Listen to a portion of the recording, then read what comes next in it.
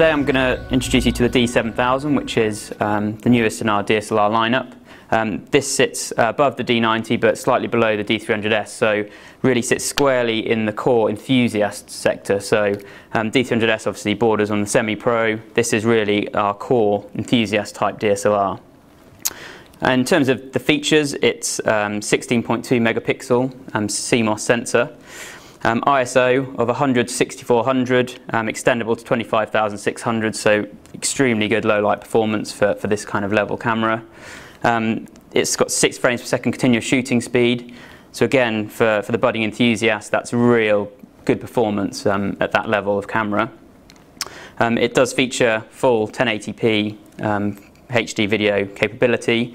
In terms of the frame per second, it does 24 frames per second at 1080p. At 720p you've also got 24 frames per second, 25 and 30.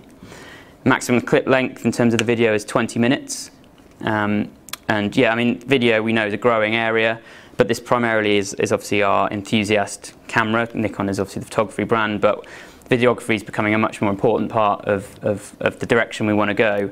And in terms of this kind of enthusiast level customer, we find obviously it's not going to be used for mainly professional uses, but we know some pros will use this camera in their kind of bags as well. But the core market is the enthusiast, and 24 frames per second we know is the main kind of option that most people will shoot in at 1080. Okay, so in terms of connectivity, under here you've got obviously mini USB, mini HDMI, and back there you've got AV out.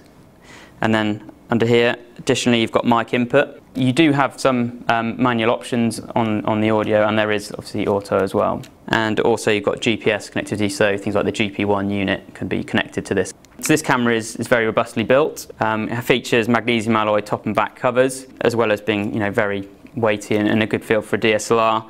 One of the features obviously we're really pleased with is the twin SD card slot.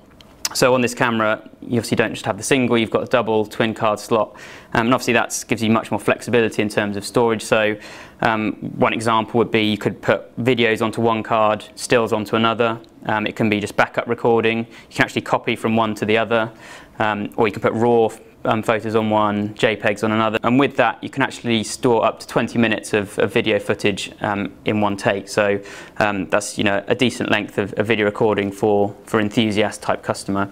I guess when people buy a Nikon DSLR, you're really buying into a bigger system. So obviously that can include, this has an external mic input, so a wide variety of microphones you can choose. Obviously speed lights, but really importantly for Nikon is the Nikkor lenses that are compatible with this camera. So as a videographer, I guess you've got access to a whole host of lenses from the current range, as well as a back catalogue of lenses over the years. This camera will be launched with the 18-105 kit as a kit lens, but then you can obviously go out and explore the wide breadth of lenses, from wide angle, 35mm lens, ideal for kind of the videographer. So quite an exciting camera, I guess, to be able to get in the hands of a videographer. Another important feature that we didn't touch upon earlier was the new metering sensor, so 2016 pixel metering sensor, so improving things like scene recognition system. When you're actually recording on the D7000 as well, there's full-time servo autofocus, so similar to how a camcorder works. When you're obviously shooting a video, subjects moving in the field of view will be continually kept in focus. And there's also some autofocus area modes within that, so subject tracking. So if you wanted to specifically isolate a subject that you wanted to continually be in focus, you can do that. There's face priority, so up to 35 faces can be recognised and kept in focus. So a kind of, I guess, particularly in the enthusiast, if you haven't got experience in videography, you can pick up the camera in video mode and immediately be able to kind of shoot and have autofocus at your hand. But also there is the manual option, so if you're a more experienced videographer, you've got the full host of manual settings as well. The D7000 is available from the 29th of October.